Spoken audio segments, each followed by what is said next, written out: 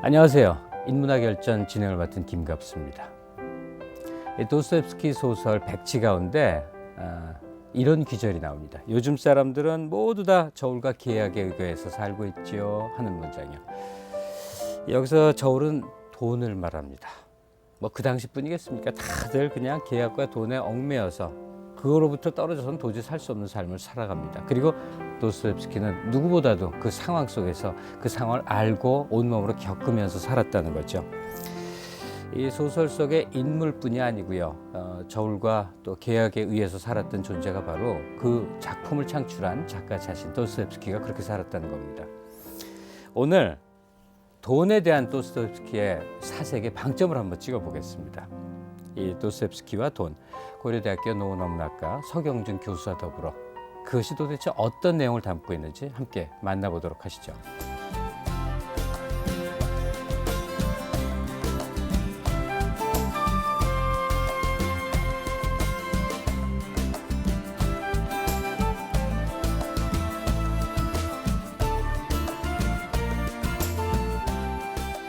네, 우리나라에서 이제 도스토옙스키 연구하면 대표자로서 이렇게 부각되신 분입니다. 서경준 교수님 모십니다. 안녕하세요. 안녕하세요. 네, 저도 학교 시절에는 정말 도스토옙스키라는 존재가, 저도 이제 문학 전공자였으니까 너무너무 부담감으로 왔던 거 있죠. 안 읽으면 안 되는, 그리고 그 세계를 알아야만 되는 이렇게 거대한 산처럼 느껴졌어요. 요새는 좀 학교 분위기가 좀 다르긴 다르겠죠. 네. 글쎄요, 요새도 아마 도스토옙스키 그러면은 굉장히 부담스럽게 느끼실 것 같습니다. 그리고 오히려 요새 더 그럴 것 같아요. 그래서 감히 좀 접근하기 어려운 그런 작가처럼 느껴질 것 같아요. 네. 그런데 사실 그 도스토옙스키 작품을 읽다 보면은 그렇게 접근하기 어려운 건 아니거든요. 예. 좀 긴 게 흠이긴 해요. 예, 그건 좀 너무 길다는 생각은 드는데 내용 자체로 보면은 심오하면서도 또 굉장히 재미있게 읽히는 구석이 많아요. 예. 그래서 이렇게 심오하고 범접하기 어려운 작가만은 아니다, 이런 걸 좀 보여주고 싶은 마음에서 제가 책을 썼습니다. 예. 이 도스토옙스키 이제 작품 중에 이렇게 분권을 하지 않은 식으로 예전에 나온 경우가 많았는데, 그때 우리들이 베개라고 그랬어요. 베개. 읽다가 예. 한숨 자다가 또 보다가. 그렇죠. 네. 근데 석 선생님 뵈니까요. 네. 올해 타계한 솔제니친 생각이 납니다. 그렇죠. 예. 네. 사실은 어마어마하게 이제 이렇게 우리 시대에 역할을 했던 작가인데, 좀 존재가 어느 시점부터인가 이렇게 덜 부각된 느낌이 좀 있고, 그러다가 예, 그분 타계 소식을 들으니까 뭐 도스토옙스키나 또 솔제니친이나 다 슬라브주의자라고 할 수 있지 않겠습니까? 그렇죠. 예. 네, 맞습니다. 이 솔제니친 얘기를 좀 먼저 부탁드릴게요. 그는 어떤 작가입니까? 일단 그 솔제니친이 알려지게 된 것은 그 스탈린 시절에 그 수용소의 참상을 폭로하면서부터였어요. 예. 그래서 솔제니친의 그 대표작인 이반 데니소비치 하루, 그리고 그 수용소 군도, 이런 것들 때문에 이제 세계적으로 유명하게 되었고 노벨 문학상에. 노벨상도 네. 받았죠.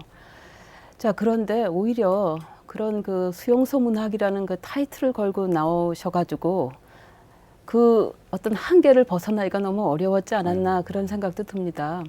그래서 그 작가적인 역량이 뛰어난 분이긴 하지만 반체제 작가라는 그 어떤 그 뭐랄까요, 낙인 라벨, 같은 거. 예, 그게 낙인이 네. 된 것 같아요. 나중에는 결국은. 그리고 그 미국으로 이제 망명한 후에는 자본주의 사회를 비난하고, 또 다시 러시아로 돌아가서는 지금 현재의 그 러시아 사회를 비판하고, 뭐 이런 식이어서 계속 평생을 그 체제 비판만, 어떤 체제든 간에 그 체제 비판만 한 그런 작가로 알려져 있어서 사실은 그분의 문학 세계는 덜 조명을 받아서 안타까운 감이 없지 않습니다. 네. 도스토옙스키와 그 공통점이라고 한다면 두 사람 다 아주 그냥 열광적인 그런 그 러시아 정교 신자였고요. 예. 그리고 정교 신앙 안에서 구원이 있다고 철석같이 믿었고, 세계 구원의 중심에 러시아가 있다고 믿었고, 그런 사람들입니다. 그런데 그 뭐랄까요, 도스토옙스키는 자기의 그 사상을 작품 속에 녹이는 데 있어서 훨씬 더 용의주도했다는 생각이 들어요. 예. 솔제니친 같은 경우는 물론 그 이반 데니소비치의 하루나 수용소 군도는 훌륭한 작품이긴 하지만 만년에 쓴 그 붉은 수레바퀴 같은 작품은 사실 그렇게 읽힐 것 같다는 생각이 안 듭니다. 예. 그리고 저도 읽으려고 시도를 해봤는데 일단 너무 길고 지루하고 인물들도 지나치게 많이 나오고 그래서 포기를 했거든요. 그래서 러시아 문학 전공학자가 포기했을 정도면 문제가 있긴 있군요. 그런 것 같아요. 예. 그래서 저는 그 누가 이렇게 물어보면 권하고 싶지 않은 책이거든요. 그래서 아마 그런저런 사정 때문에 요즘 그 돌아가시고 나서도 그의 문학이 다시 조명받는 그런 그 분위기가 아닌 것 같아서 저도 좀 안타까워요. 그러나 사실 그 초기 작품은 다시 한번 제 해석과 제 평가를 받아야 되지 않을까 그런 생각이 듭니다. 또 하나는 이 인류사에 존재하는 왜 거대한 영혼이란 느낌의 존재들 있죠. 네. 솔제니치엔에게 그런 느낌이 이건 뭐 이미지일 수는 있습니다만 받고 거슬러 갔을 때 그 원류 속의 한 사람으로 또 도스토옙스키가 이렇게 닿는 듯한 느낌도 받고 말이죠. 네. 그 두 사람이 참 비슷해요. 그 수염도 사람들이 좀 그렇죠. 덥수룩한 그 봉두남발 수염이 좀 느낌. 독설가 네, 독설가 측면에서 네. 그리고 길게 쓰시고 네. 말씀 많으시고 이런 분들이세요. 글이 길다 하는 얘기 지금 먼저 하시지만 정말 한 사람의 대화, 말의 지문이 막 몇 페이지씩 넘어가고 이러지 않습니까? 예, 그렇습니다. 어떤 데는 저 고문처럼 느껴지고 하는데 그만큼 어떤 내적 성찰의 세계, 성찰의 깊이감이 아마 그렇게 긴 토로를 낳는 거 아닐까요? 예, 그런 것 같고요. 그 대부분의 러시아 작품에서 이제 그런 성향이 많은데요. 네.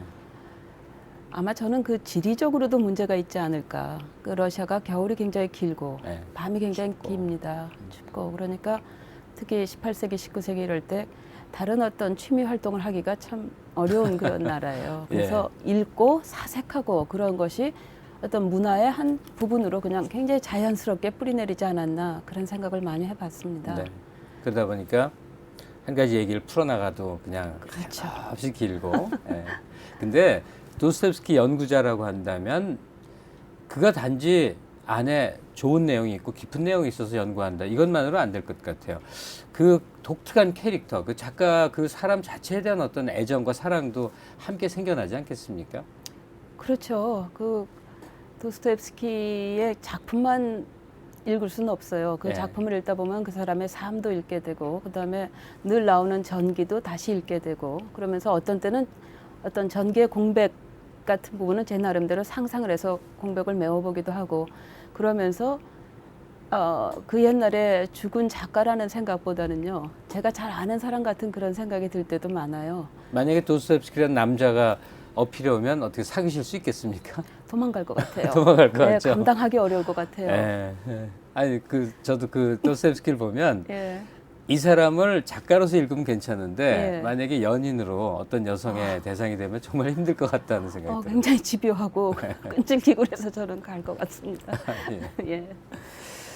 이 도스토옙스키 작품 속에 이제 등장하는 인물 군상이요. 작품이 네. 길다는 건 그만큼 많은 주인공들이 나오고 또 그 주인공들이 자기 개성들을 이제 갖고 있다는 얘기인데 일단은 가난한 자와 또 부유한 자, 배운 자와 못 배운 자, 뭐 특히나 그 추악한 인간상에 대한 인물에 대한 묘사가 상당히 많은 것 같아요. 째째하고 더럽고 부패하고 그렇죠. 뭐 이런 악인의 묘사가 이건 작가가 이런 사람에 대해서 다 안다는 거는 이 사람 내부에 이게 다 숨어 있어서 그런 게 아닌가 이런 의혹까지 드는데 니체도 그런 말을 했다죠. 도스토옙스키를 읽으면서 인간 심리 세계를 비로소 제대로 이해하게 됐다. 네. 이제 이런 얘기인데 도스토옙스키 자신이 그런 다면적인 그 어떤 인간 속성을 갖고 있는 사람인 걸까요?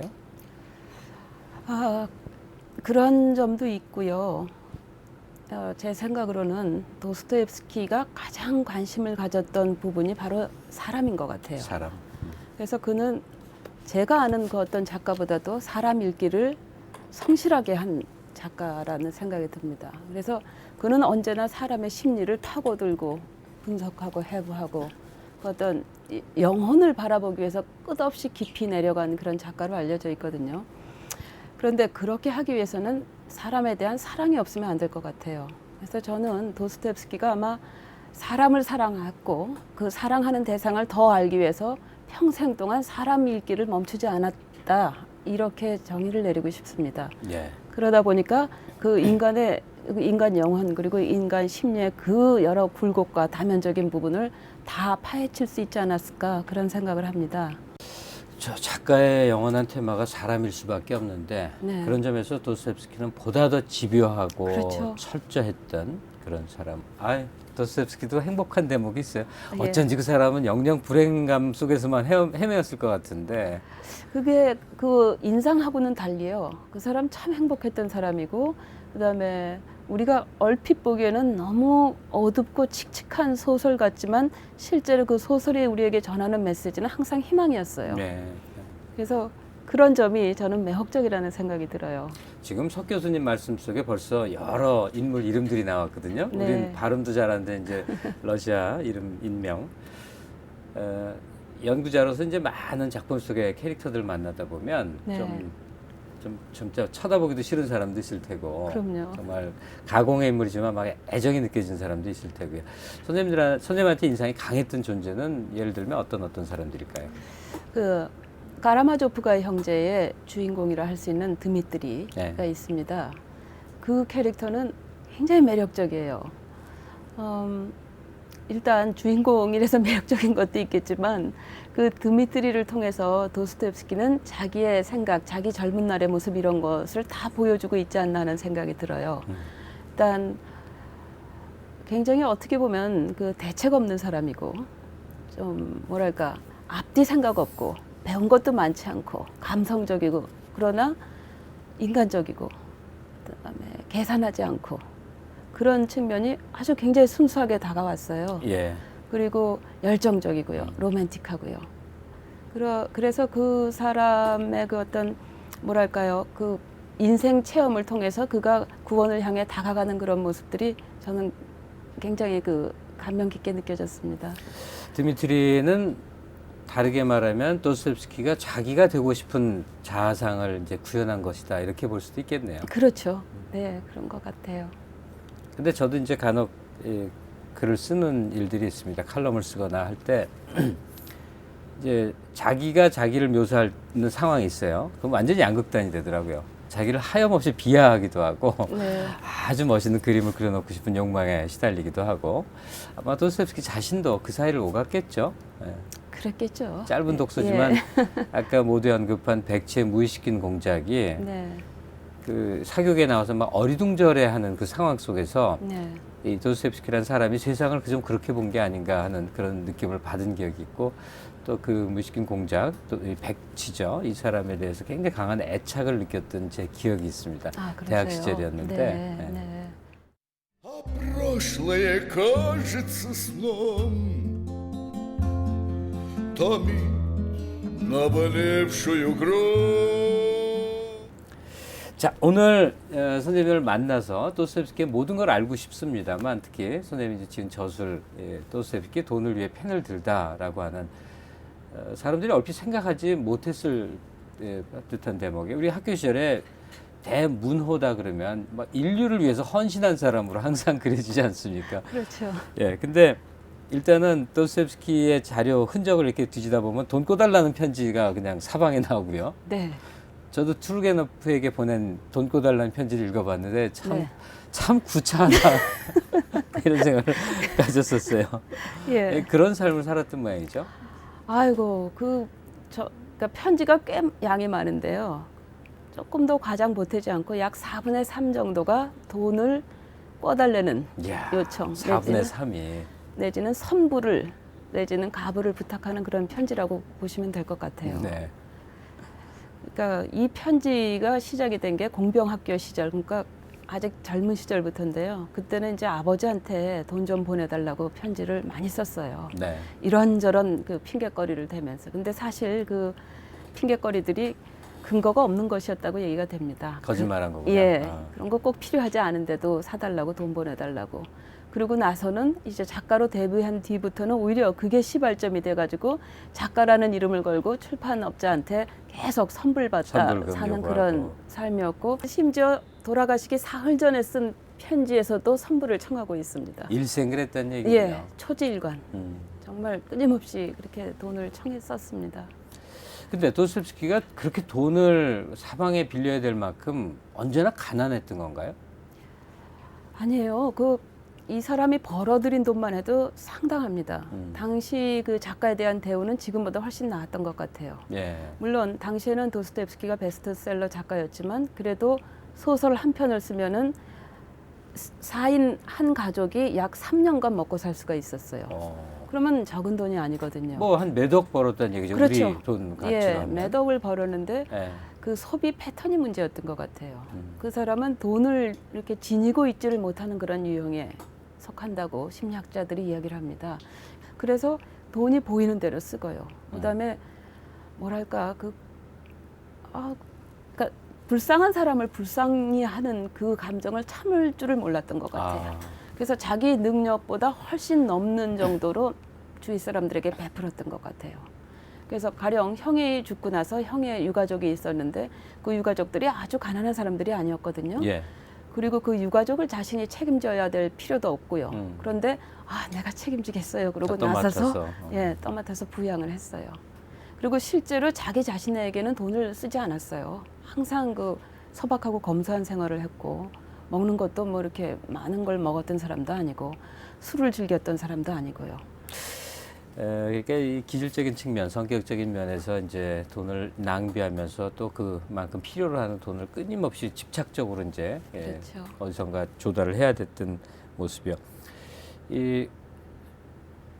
그러니까 기질에서 나오는 것도 있고 또 절대적 가난이라는 측면도 이제 그 구분되는 게 있는데 작품 속에 가난한 사람에 대한 묘사가 참 많지 않습니까? 예. 어떤 그렇습니다. 사람은 뭐 영혼의 세계만 그려나갈 수도 있는데 또 진짜 삶이 너무나 고단한 사람들을 아주 자세하게 묘사를 한단 말이에요. 네. 그만큼 거기에 관심이 있다는 얘기겠죠? 그럼요. 그 도스토옙스키는 가난한 사람, 학대받은 사람, 그러니까 사회 그 최하층민, 극빈자 이런 사람들에 대해서 정말 아주 깊은 연민을 가지고 있었습니다. 그래서 그 연민을 가지고 그 사람들을 관찰했고 그 사람들과 어떤 감정이입 같은 것도 체험했을 것 같다는 생각이 들어요. 예. 그리고 그 사람들 입장에서 그 가난한 사람들에 관해서 썼고요. 그래서 아마 그 가난의 심리학, 빈곤의 심리학이라는 측면에서 도스토옙스키만큼 이렇게 철저하게 파헤친 작가가 없을 것 같습니다. 데뷔작부터가 가난한 사람들이죠. 그렇죠. 그 내용으로 좀 들어가 설명을 좀 해주시면요. 이 소설은 그야말로 두 가난한 사람들이 연애 편지를 주고받은 그 내용입니다. 그래서 마카르라고 하는 굉장히 가난한 하급 관리하고 바르바라라고 하는 그 옆집에 사는 또 굉장히 가난한 처녀가 사랑을 하면서 편지를 주고받는데요. 결국은 그 바르바라는 돈 많은 비코프라는 사람을 따라서 시골로 갑니다. 영지로요. 그리고 혼자 남은 마카르는 절규한다는 그런 내용이에요. 네. 그런데 그 내용만으로 보면은 가난한 두 남녀가 사랑을 했는데 부자가 나타나서 아가씨가 부자와 함께 간다. 이거 뭐 그렇게 새로울 건 없어요. 네. 좀 심파조죠, 사실. 뭐 이슬과 심순의 이야기도 생각이 날 정도고요.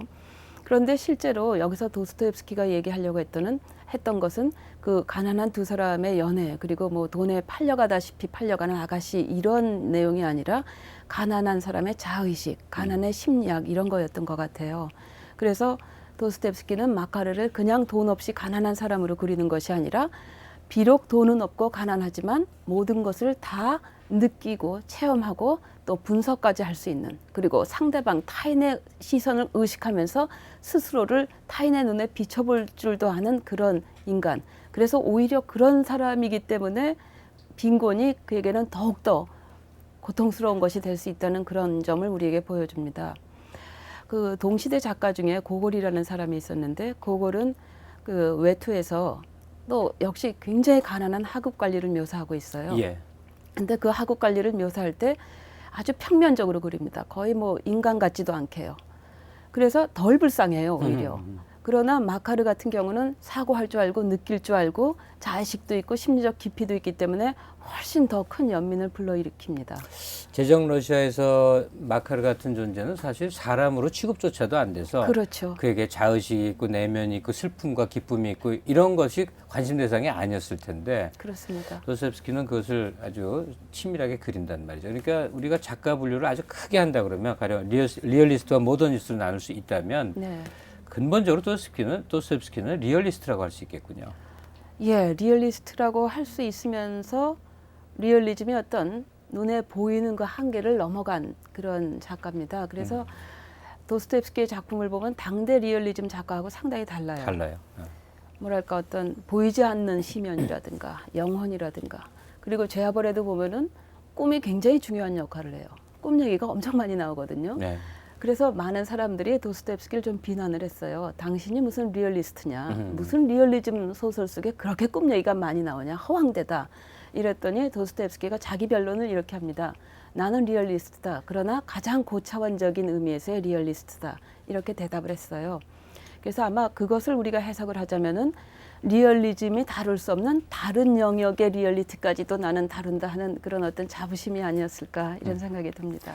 이 가난한 사람들 얘기로 쭉 이어져 가는데 어쨌든 도스토옙스키와 그의 그 가난, 돈, 뭐 돈에 대한 집착 이런 것들이 오늘 얘기 속에 좀 중요한 관심사가 되거든요.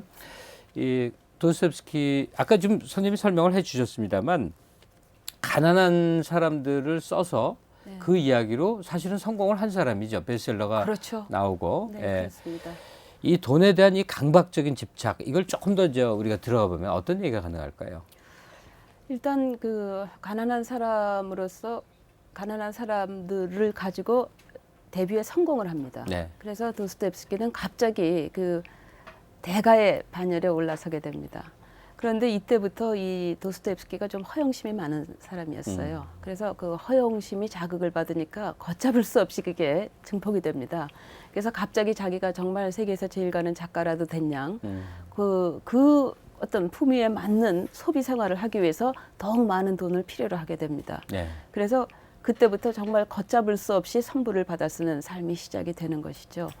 그래서 어떤 경우에는 1,000루블을 받은 날 하룻밤 사이에 900루블을 날려버린 경우도 있었습니다. 이야, 그래서 정말 대책 없는 사람이군요. 네, 네. 그것도 뭐 별게 아니라 당구 게임에서 좀 지고 음. 샴페인 좀 마시고 친구한테 돈 좀 주고 그래서 900루블을 깨끗하게 날려버렸습니다. 그게 1,000루블이면은 한 지금 돈으로 2천만 원 정도 되거든요. 큰 돈인데. 그렇죠. 굉장히 큰 돈이죠.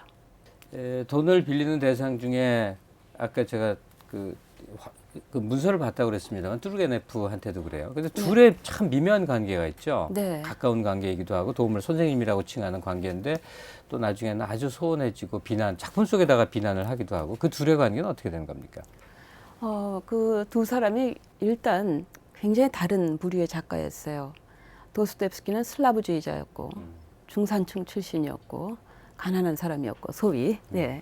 그리고 투르게네프는 귀족 출신이고요. 영지도 있었고요. 부유했어요. 네. 그리고 일단 생김도 좀 달랐습니다. 지금 저희가 사진만 가지고는 뭐라고 할 수 없지만 당시 사람들의 증언을 보면은 도스토옙스키는 인물이 좀 처지는 편이었고 예. 투르게네프는 당시 그야말로 훤한 멋쟁이. 인물이 훤한 신사였다고 전해집니다. 네. 그래서 아마 도스토옙스키가 은근히 그 사람 앞에서 주눅이 들지 않았을까 하는 것도 저희가 추측을 하고 있어요. 예. 그리고 작품 성향도 굉장히 달랐어요. 투르게네프는 그냥 아주 보석같이 갈고 다듬어서 아름다운 작품을 쓰고요. 도스토옙스키는 돈에 쫓겨서 그냥 허둥지둥 거칠게 아무렇게나 막 쓰고 많이 쓰고.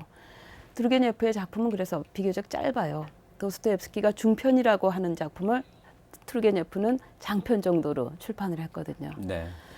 자, 그래서 아마 내적으로 그렇게까지 이렇게 친할 수 없는 그런 관계였는지는 모르지만 어느 날 바덴바덴에 도스토옙스키가 있을 때 정말 도박장에서 모든 돈을 날려가지고 오도 가도 못하는 신세가 돼요. 그때 인근에 투르게네프가 있다는 소식을 듣고 편지를 쓰게 됩니다. 그래서 아주 그 절절하게 편지를 써가지고 도와달라고 100탈러만 보내달라고. 네.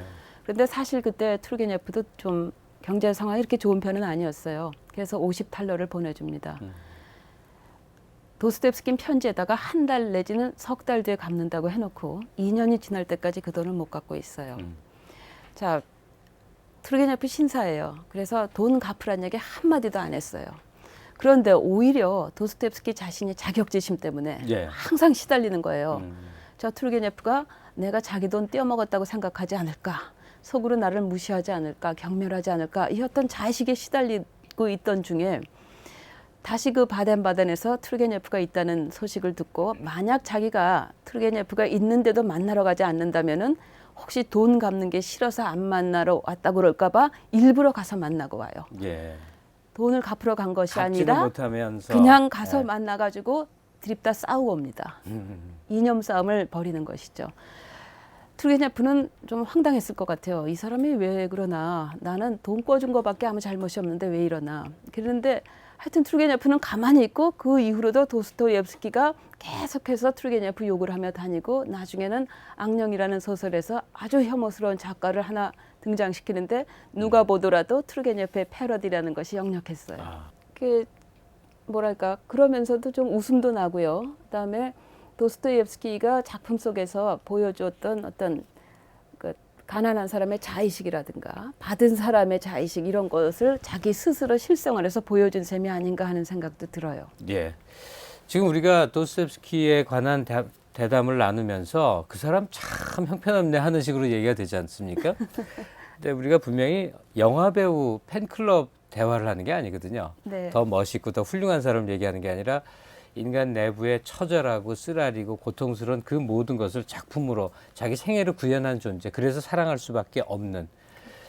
갑자기 반 고흐의 이미지가 확 떠오릅니다. 우리가 네. 고흐를 개인적으로 안다면 도저히 친구할 수 없는 것 같은 캐릭터인데 그의 생을 사랑하고 그의 작품을 사랑하거든요. 그렇죠. 그렇다면 지금 석 선생님이 얘기해 주신 바로 그 뚜르게네프에게 돈 빌려달라고 보낸 편지요. 네. 그 대목을 우리 함께 내용을 보도록 하시죠. 가장 친절하시고 가장 존경받으시는 선생님. 저는 겨우 닷새 전에 비스바덴에 도착했습니다. 그러나 이미 모든 것을 잃었습니다. 제 시계를 포함하는 모든 것을 말입니다. 게다가 저는 호텔에 빚까지 졌습니다. 제 자신이 싫습니다. 그러나 당장 도움을 청할 사람이 아무도 없습니다. 저는 한 인간이 다른 인간에게 청하듯 선생님에게 $100를 청합니다. 독서문구라는 잡지에서 제가 떠날 때 돈을 보내겠다고 약속했습니다. 그리고 또 조를 반드시 도와줘야만 하는 한 신사에게서 돈이 오기를 기다리고 있습니다. 3주 내에 돈을 갚는다는 것은 어려워 보입니다. 그렇지만 물론 그보다 더 이를 수도 있습니다. 제 사정은 정말 끔찍합니다. 더욱이 저는 선생님을 방해하는 것이 창피해 죽을 지경입니다. 그러나 물에 빠진 사람한테 더 이상 무엇을 기대하겠습니까? 하지만 만일 선생님이 바덴바덴에 안 계시면 어쩌지요? 1865년 8월 3일 당신의 충실한 도스토옙스키 올림. 네, 선생님 말씀 속에 나오는 상황이 이 편지글 속에 그대로 다 나오는군요. 어쨌든 도스토옙스키가 다소 구차하고 꼬인 사람인 건 틀림없는 것 같습니다. 그것이 그 작품 세계를 그렇게 만들었는지도 모르겠고 그런데 그러니까 우리가 인간에 대한 다양한 것들 크게 사랑의 감정, 연민의 감정 뭐 온갖 것들이 있지 않겠습니까? 근데 이 도스토옙스키처럼 이제 인간 심리를 하염없이 이렇게 파고 들어간 작가라고 한다면 인간이 인간에 대한 증오심 말이죠. 네. 미움과 미움을 넘어서는 어떤 그 적대적 감정, 이 증오라는 게 작품 속에 참 구현되어 있는 것 같은데 작가가 그들을 과연 증오한 것인지 어떤 의도인 것인지 이 도스토옙스키 작품 속에 구현되어 있는 증오의 심리는 우리가 어떻게 봐야 될까요? 그 도스토옙스키는 어떤 대목에서 이런 얘기를 했어요. 지옥이란 무엇인가? 사랑이 없는 게 곧 지옥이다. 이렇게 얘기를 했어요. 그래서 그 증오라는 것이 결국 사랑이 없는 상태 그리고 정말 내세에서의 어떤 지옥이 아니라 현실에서의 지옥을 만들 수도 있는 그런 감정이라고 보았어요. 그래서 그 증오하는 사람들 그리고 인간 내면에 있는 증오와 항상 싸워야 된다는 그런 강박관념을 가졌던 것 같아요. 그래서 그 증오를 해부하고 증오를 표출시키면서 동시에 그 증오를 넘어갔던 그런 작가였습니다. 그래서 보면은 그 부정적인 인물들만이 어마어마한 증오심을 가지고 있어요. 그런데 예. 그 증오가 거의 악이라고 표현될 수 있을 만큼 어마어마한 것이죠. 이제 그 도스토옙스키 하면 자꾸 떠오르는 게 그 사형 직전에 이렇게 일반 상식으로 이제 구제됐다는 거하고 또 하나가 이제 도박꾼이었다는 이 두 가지인데 도스토옙스키가 실제로 어느 정도 어떻게 도박을 했습니까? 한 8년 가까이 도박에 미쳐 있었는데요. 그러니까 거의 그 중독이라는 것으로 설명을 할 수 있을 것 같습니다. 도박꾼들은 그 중독이라고 하지 않습니까? 그렇죠. 그런데 그 처음에 우연히 유럽 여행을 갔을 때 우연히 도박판에 끼어들었다가 마침 거액의 돈을 따게 돼요. 그때 도스토옙스키는 생각을 합니다. 글 쓰는 거 외에도 이렇게 쉽게 돈을 벌 수 있는 길이 있었구나. 그러면서 잘만 하면은 딸 수도 있겠다 하는 생각을 가지고 있고 나름대로 시스템을 개발까지 합니다. 네. 그런데 도스토옙스키는 수학에서 낙제한 경력이 있다시피 숫자에는 맹문이었거든요. 안 되는 사람이 달려들었군요. 그렇죠. 네. 그런데 본인은 철석같이 믿었어요. 시스템만 자기가 그 활용을 하면은 돈을 딸 수 있다고요. 그래서 그 미련을 버리지 못하고 모든 것을 다 저당 잡히면서까지 며칠 동안 밥 먹을 돈도 없어서 굶으면서까지 도박에 매달렸어요. 그러나 결국 한 푼도 따지는 못하고 마지막에는 그 부인이 그것을 그러니까 도박에 대해서 잔소리를 안 했어요. 그랬더니 너무 미안한 나머지 그냥 자기 스스로 손을 끊고 나오게 됩니다. 야, 그래도 신통하네요. 아마 그 부인 덕이었던 것 같아요. 그렇지만 8년이란 참 긴 세월이죠. 그렇죠. 그동안 얼마나 삶이 피폐했겠어요. 아이고 말도 못합니다. 그야말로 그 작가로서의 체면이고 뭐고 다 구겨진 채 그야말로 뭐 한 돈 10,000원만 꿔주세요. 뭐 차비 좀 보내주세요. 이런 편지 써가면서 그 7, 8년을 헤맸으니 참 그 심정이 어땠겠어요.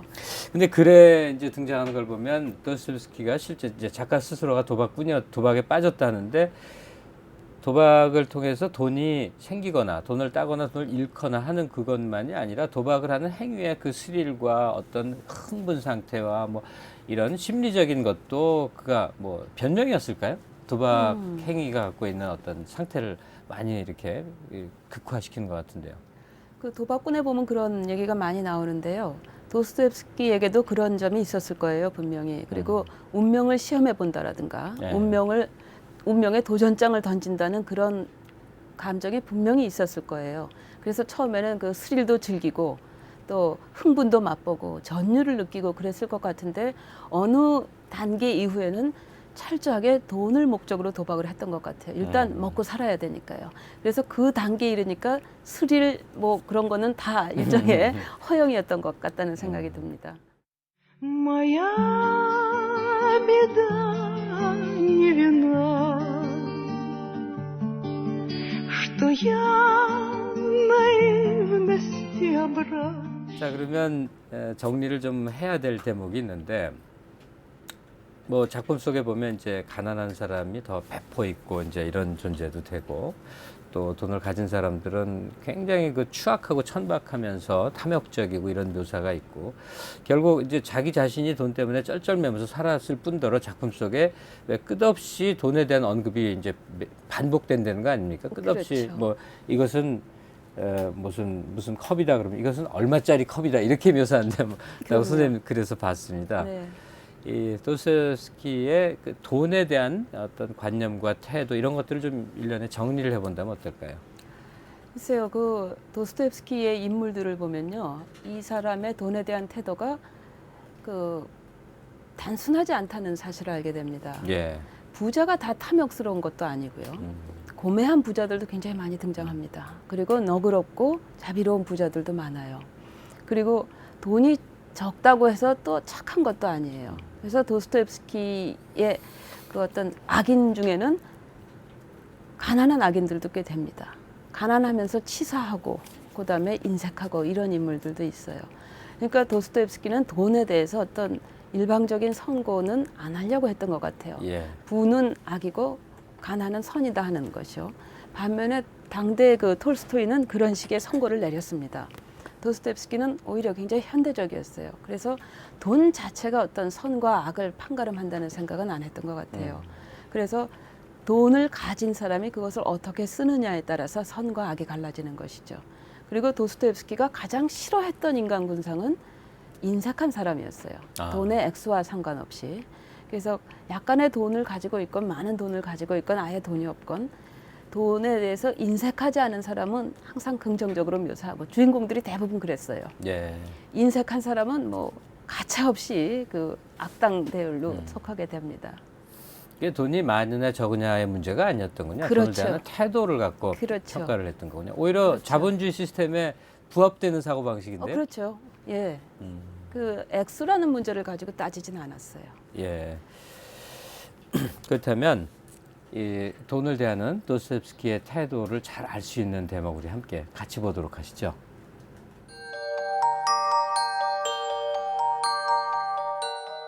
가난한 대학생 라스콜리니코프. 그는 비열하고 사악한 전당포 노파를 죽여 그 재산으로 수백 수천의 사람을 극빈에서 구원해준다는 생각에 사로잡혀 있다. 그는 자신이 인간의 법을 초월하는 위대한 초인임을 입증하기 위해 도끼로 노파를 죽이고 만다. 또 우연히 그 범죄 현장에 들른 노파의 백치 여동생까지 살해하고 만다. 그러나 살인 후 엄습해오는 고통과 고독과 부자유로 그는 몸부림친다. 목격자도 물증도 없는 상태에서 그를 범인으로 지목할 이유는 전혀 없어 보인다. 허나 날카로운 예심 판사 포르피리가 있었다. 포르피리는 심리적 차원에서 라스콜리니코프를 의심하고 그에게 자백을 종용한다. 우연히 알게 된 매춘부 소녀도 그에게 영혼의 부활 가능성을 제시한다. 그는 결국 죄를 고백하고 시베리아 유형길에 오른다. 시베리아, 그 언 땅에서 그는 참다운 구원의 빛을 찾는다. 네, 설사 읽지 않았어도 누구나 알 것 같은 도스토옙스키의 우리에겐 대표작 죄와 벌의 줄거리를 간단히 훑어봤습니다. 그동안 뭐 많은 비평가들이 이 죄와 벌이라는 작품 또 작품 속에 나오는 등장인물의 그 행위에 대해서 어마어마한 철학적 의미 부여를 하고 그것을 인류의 삶의 방향 속에 연결시켜서 많이 얘기하고 그랬습니다만 이 서경중 선생님은 이제 그것조차도 지론이신 세계적인 관심 생계에 따른 것이었다로 이렇게 많이 줄여놓으셨는데 좀 해명이 필요하신 것 같아요. 일단 그 여지껏 죄와 벌과 관련해서 존재하는 어떤 이론이나 연구 평전 이런 것들을 부정하는 건 전혀 아니고요. 네. 그런 측면이 있긴 한데 그 얘기를 제가 또 할 필요는 없을 것 같고 저는 거기 덧붙여서 돈이라고 하는 것도 죄와 벌을 쓰게 된 동기고 거기 라스콜니코프의 여러 행위들의 기본 동기도 그럴 것이다라고 이제 이야기를 드립니다. 네. 그 당시 그 죄와 벌을 쓸 때 도스토옙스키는 언제나 가난했지만 그때는 진짜 굉장히 가난했어요. 투르게니예프한테 돈 꿔달라는 편지를 썼을 적도 그 무렵이었어요. 아, 그리고 러시아의 상황이라는 측면에서 볼 때도 러시아는 그 1860년대에 엄청난 변화를 겪게 됩니다. 도시가 팽창하고 산업화가 진행되고 그러다 보니까 도시 빈민이 생기고 그러다 보니까 도시 범죄라는 것이 생기고요. 그리고 자본주의 물결이 몰려오고요. 이런 상황에서 돈이라는 것이 그 어떤 때보다도 사회의 관심의 초점이 됩니다. 그런 상황이기 때문에 도스토옙스키는 돈에 민감한 소설 그리고 자기 체험도 가지고서 그런 소설을 쓴 것이 아닌가 저는 이렇게 추측을 하고 있습니다.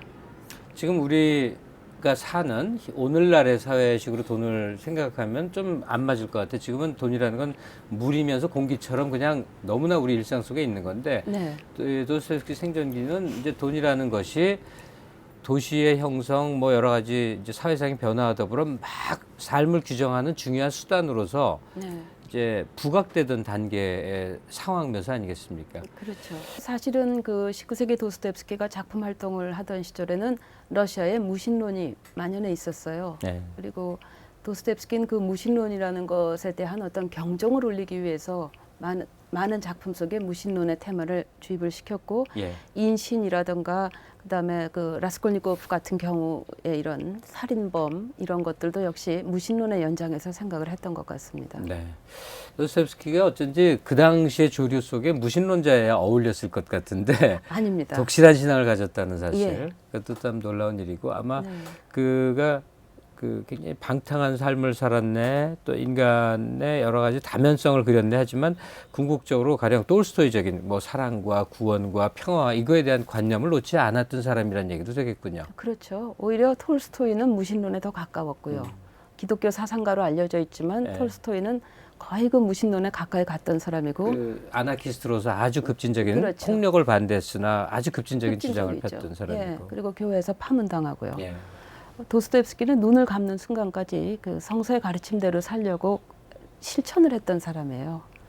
참 인간은 다양해요. 예. 네. 누구보다 저 비신앙적인 모습 이미지를 갖고 있는 이 도스토옙스키가 또 그만큼 또 철저히 신앙의 가르침 안에 있고자 했다는 사실은 참 아이러니 아닙니까? 예, 그러면서도 어떤 그 종교 서적이라는 한계를 벗어날 수 있고 믿는 사람, 믿지 않은 사람, 뭐 누구를 막론하고 어떤 독자에게도 어필할 수 있는 것은 그가 그만큼 인간을 중심으로 했지 신을 중심으로 한 소설을 쓰지는 않았다는 것에 대한 반증이 되겠죠. 예.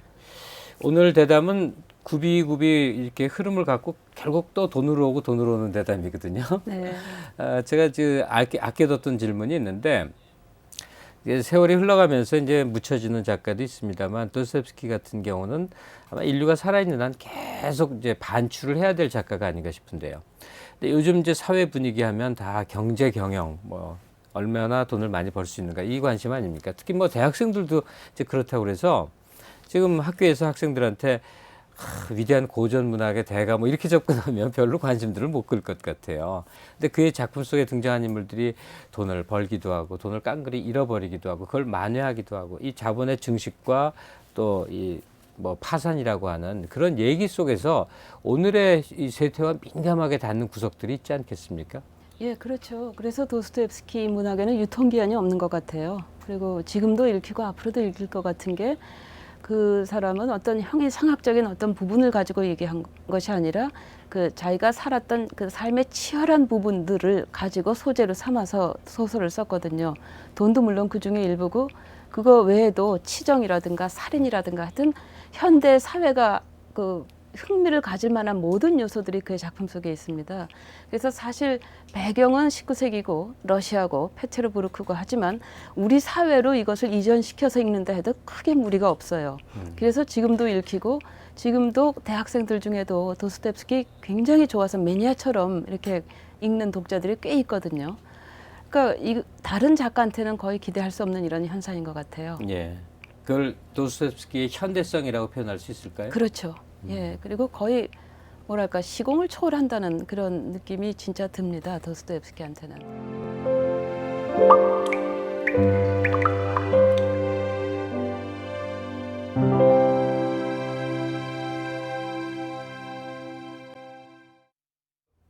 네, 이제 울림이 있는 인문학, 낭독의 힘이 들어있는 그 순서로 가겠습니다. 서경준 교수의 저서 가운데서 도스토옙스키 돈을 위해 펜을 들다 많은 사람들이 관심을 가졌던 바로 이 책입니다. 어떤 대목 낭독해 주시겠습니까? 예, 그 제목 때문에 그런지 많은 독자분들이요. 제가 그 도스토옙스키를 그냥 돈에 아주 집착한 그런 작가로 묘사했다고 오해를 하세요. 네. 근데 그리고 실제로 도스토옙스키가 돈 얘기만 쓴 건 아니거든요. 도스토옙스키는 오히려 그 굉장히 직물적인 돈의 문제를 가지고서 그걸 뛰어넘어 가지고 어떤 이상적인 그 세계를 꿈꾸었고 구원을 꿈꾸었고 영혼의 자유를 꿈꾸었던 작가예요. 예. 그래서 그 부분을 설명한 부분을 읽어보고 싶습니다. 부탁드리겠습니다. 그의 소설에서 돈으로부터 자유로운 인간관계는 존재하지 않는다. 돈을 제거하면 인간관계라는 것 자체가 성립되지 않는다. 이는 자본주의 사회에서 돈이 수행하는 막강한 역할에 대한 첨예한 인식과 작가의 삶 자체가 결합된 결과라 할 수 있을 것이다. 복잡하게 얽히고 설킨 인간관계에 끈인 돈을 현실에서 무시하거나 폄하할 수 없다. 이 점을 도스토옙스키는 누구보다 절실하게 인식하고 있었다. 가슴 아픈 일이고 인정하기 싫은 일이지만 어쩔 수 없는 것이다. 그러나 그는 현실주의자인 동시에 이상주의자였다. 그는 돈이 지배하는 현실적인 관계를 그리는 한편 끊임없이 돈으로부터 자유로운 다른 관계를 꿈꾸었다. 돈이면 다 되는 세상을 그리는 한편 돈이 다가 될 수 없는 다른 세상을 꿈꾸었다. 그의 작품이 철저하게 이중적인 이유는 여기에 있다.